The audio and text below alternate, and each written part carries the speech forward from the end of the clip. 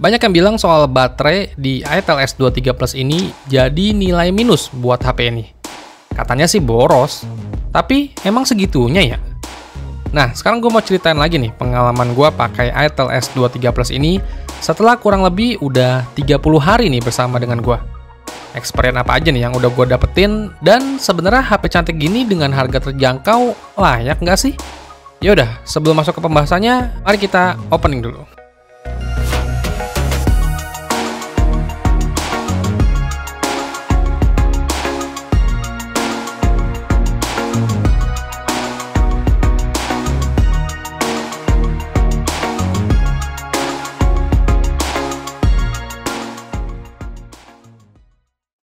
Sebenarnya dari awal HP ini rilis udah banyak menuai pujian sih.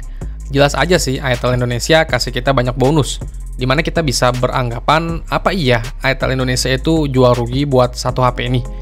Karena ketika kalian beli pada saat flash sale, kalian bakal dapetin banyak bonus. Kayak contohnya yang gue dapetin ketika HP ini datang, dia ada tempered glass yang bentuknya curve, terus charger 18 watt dan earbuds wireless ya.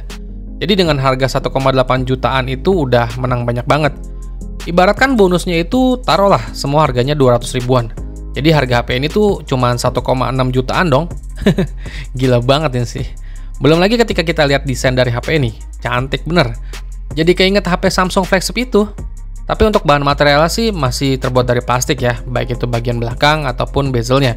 Dan layarnya dari Itel S23 Plus ini juga udah pakai panel AMOLED dengan bentang layar di 6,78 inch, resolusinya udah Full HD+. Menurut gua hasil warna layar Itel S23 Plus ini udah cakep. Kalau buat nonton, warnanya itu keluar. Saturasinya emang ngegonjreng banget. Layarnya ini punya tingkat akurasi warna yang over saturasi ya. Dan perlu diperhatiin lagi nih, kalau untuk layar dari Itel S23 Plus ini masih 60 Hz ya untuk refresh rate-nya. Jadi kalian yang biasa pakai layar yang udah 90 Hz, bahkan 120 Hz, itu pasti bakal kerasa banget perbedaannya. Terus HP ini juga udah ada fitur NFC, tapi sayangnya HP ini belum ada dual speaker, alias masih single speaker aja di bagian bawah aja ya. Terus ada juga fitur dynamic bar yang dimana kamera depan kalian bisa melebar ketika ada notifikasi buka kunci, ngecas HP, dan yang lainnya. Ya mirip-mirip fitur dynamic island-nya punyanya iPhone. Dan satu lagi nih, fitur unggulan yang menarik banget. Ya udah ada fingerprint in display, jadi sensor fingerprintnya di dalam layar ya. Jadi fitur kelas HP flagshipnya udah berasa. Coba kalian bandingin sama kompetitornya di harga yang sama ya. Mana berani coba jual harga segitu. Lanjut ke bagian performanya nih. Kita langsung geber main game aja ya. Tapi sebelumnya gue mau kasih info dulu nih untuk spesifikasi yang ada di Itel S23 Plus ini. HP ini tuh pakai chipset dari Unisoc T616, dimana untuk hasil Antutu Benchmark score-nya yang versi 10, dia udah dapat skor di 270 ribuan. Terus chipset ini dipadukan dengan RAM-nya 8GB dan memori internalnya di 256GB ya. Baterainya 5000 mAh dan daya ngecasnya sampai di 18 watt. Terus kalau untuk gyroscope-nya ini udah hardware ya dan berjalan dengan normal. No delay pokoknya. Langsung aja gue geber main Mobile Legends. Untuk settingan yang bisa dipakai di HP ini tuh di grafis tinggi, refresh rate-nya juga tinggi. Dimana grafis itu mentok kanan bawaan HP-nya ya.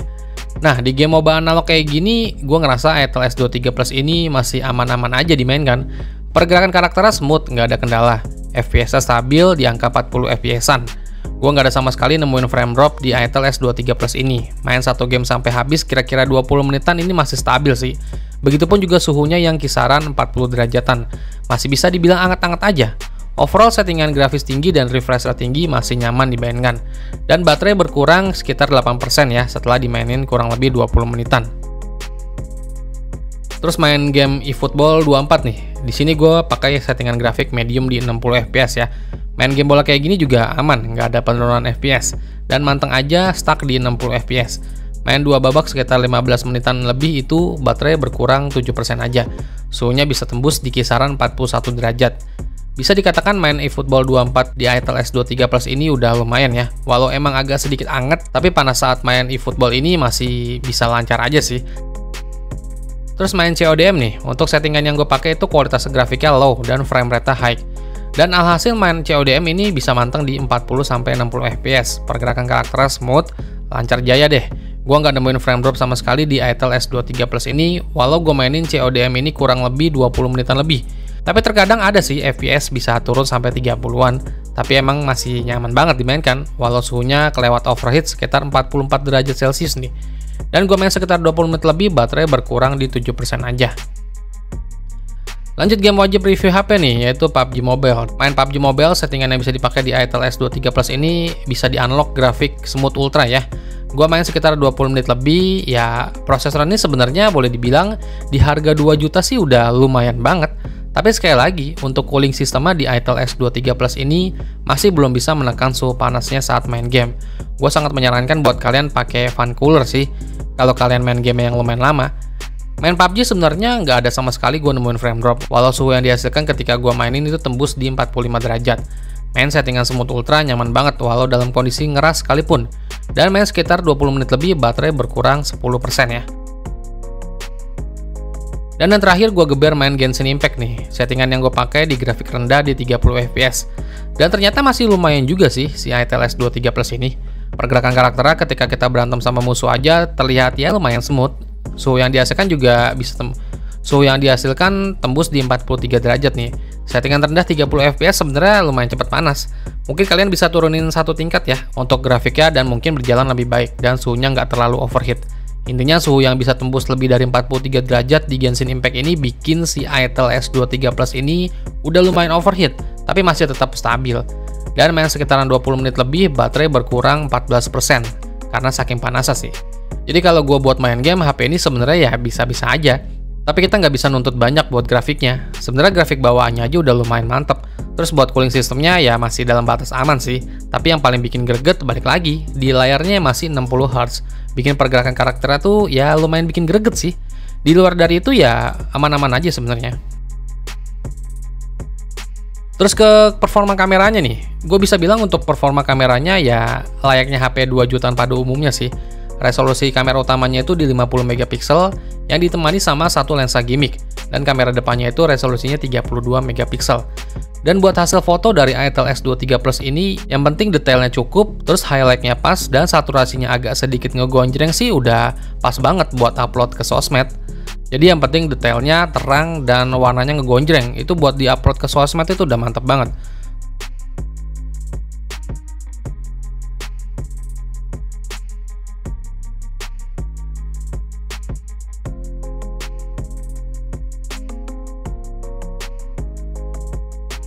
Terus buat perekaman videonya menurut gue ya standar-standar aja sih. Balik lagi sama kayak kas HP 2 jutaan pada umumnya.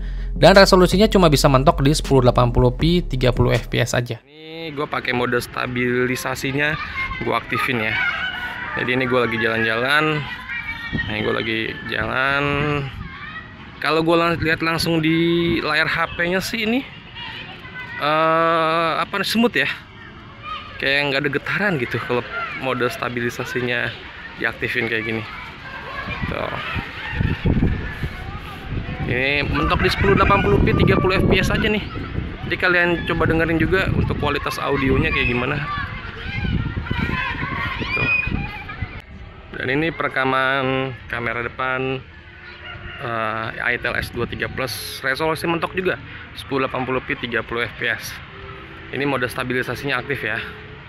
Kalian cek. Kalau gue lihat di layar HP sih masih shaky gimana gitu. Kalian dengerin juga audionya ya. Kurang lebih kualitasnya kayak begini. Panas. Dan yang terakhir, isu HP ini baterainya boros emang itu ada ya, dan gue ngerasain sendiri. Screen on time gue dalam sehari itu cuma bisa 5-6 jaman aja. Tapi itu untuk kondisi pakai seluler data, dan gue juga banyak main game sih. Mungkin ITEL Indonesia mesti update software lagi nih buat memperbaiki isu ini. Di samping dari itu, untuk kelebihan layarnya juga terbilang cakep. Belum lagi desainnya udah khas flagship banget. Mana ada coba brand lain yang bisa niru kemegahan desain dan harga dari ITEL S23 Plus ini. Buat gaya juga udah mantep banget. Jadi ya HP ini terlalu menang banyak banget sih buat kalian beli. Ya udah, kalau kalian yang berminat sama HP entry level rasa flagship ini, ya gas aja sih. Harganya sekarang udah di 2,2 jutaan ya. Tapi dengan harga di 2,2 jutaan juga tetap aja HP ini tuh tergolong jadi menang banyak.